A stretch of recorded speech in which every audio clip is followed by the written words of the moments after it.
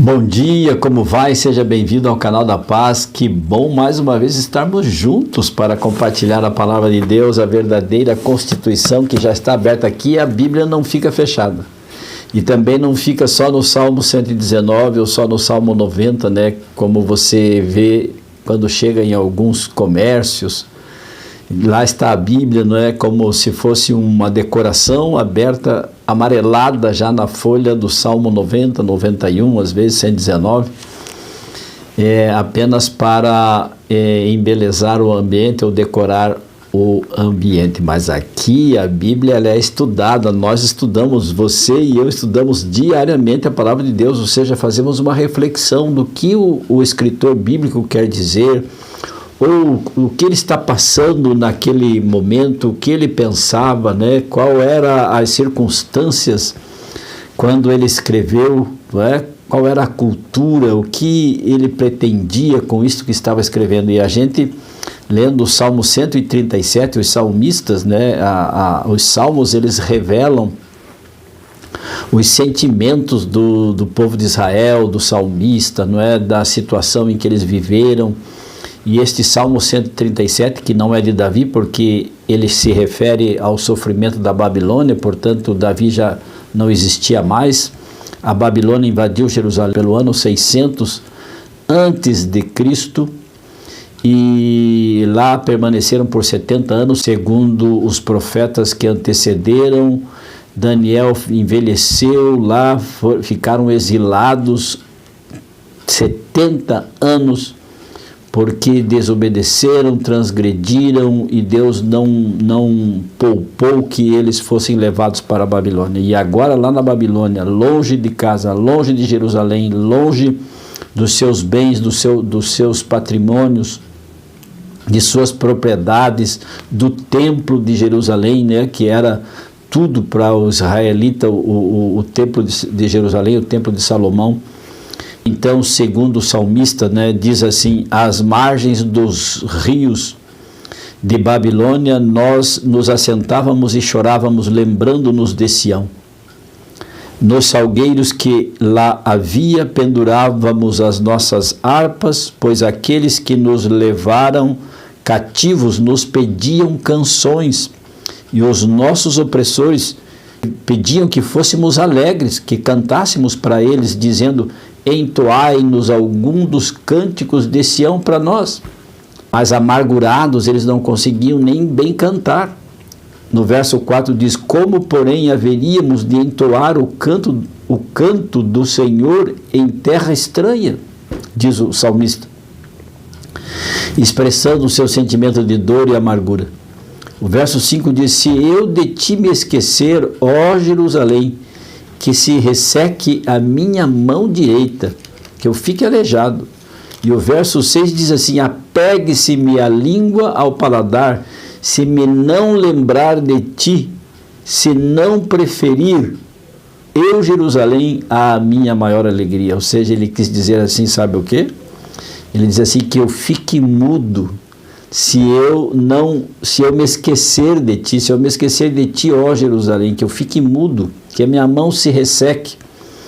E ele diz assim, se não exaltar a Jerusalém, que é a minha alegria. Lógico que depois que a gente passa pela situação difícil, né, amarga, quando nós estamos vivendo a abastança, quando nós estamos vivendo a abundância, quando nós estamos vivendo as bênçãos, tudo é uma maravilha. Mas quando nós caímos, tropeçamos, erramos e as consequências são inevitáveis, Deus pode te perdoar, Deus pode te justificar, te santificar, fazer tudo o que você precisa para ir para o céu. Mas Ele não pode tirar de você as sequelas do pecado. Ele não pode tirar de você os efeitos, os resultados de suas escolhas. Porque Deus pode perdoar você a hora que você quiser. Ele perdoa. Basta você olhar para Ele e confessar. Como é triste, né, quando nós recalcitramos nos aguilhões, não é, do pecado e resistimos aos conselhos de Deus, resistimos à presença do Senhor, a dispensação, o que Deus fez por nós, o que Jesus sofreu lá na cruz do Calvário, o que o Espírito Santo trabalha em teu e em meu favor, isso não tem como avaliar de tão profundo que é, de tão significativo. Mas nós, na nossa natureza pecaminosa, nós somos orgulhosos, nós somos arrogantes, nós somos egoístas e queremos fazer a nossa vontade e não a vontade de Deus. E aí quando estamos no buraco, não é? Quando estamos lá no fundo do poço, no fundo do fundo do poço, então nós nos lembramos do Senhor.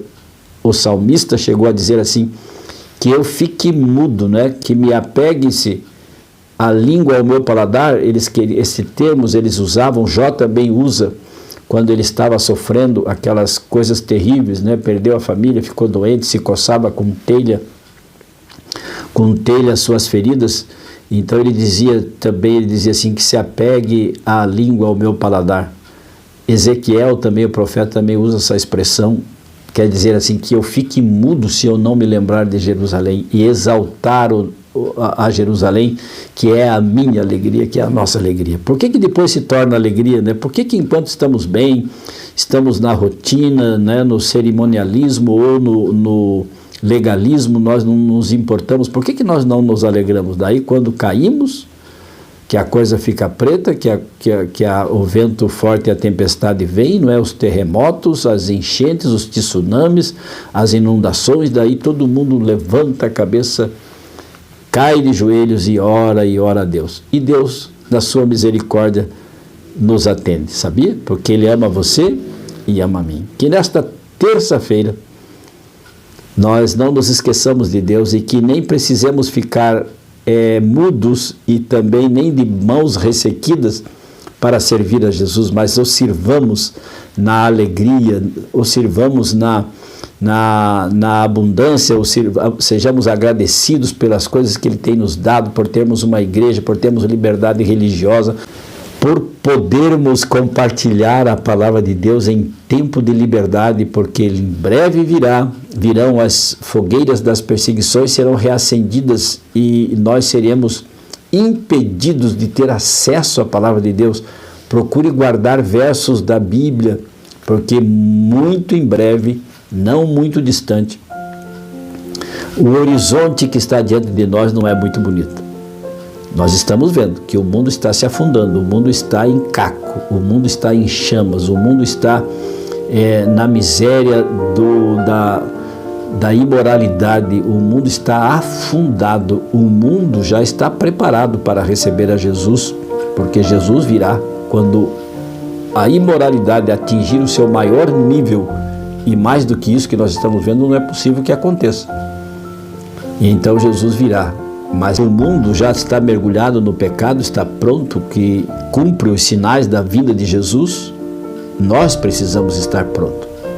Nós precisamos, você e eu, estarmos ligados, conectados a Jesus, o nosso Senhor e Salvador, que nos ama, nos redimiu do pecado e está preparando um lugar maravilhoso para você e para mim, onde não haverá dor, nem mais lágrimas, nem mais choro, nem mais prantos, nem despedidas e nem mais a morte.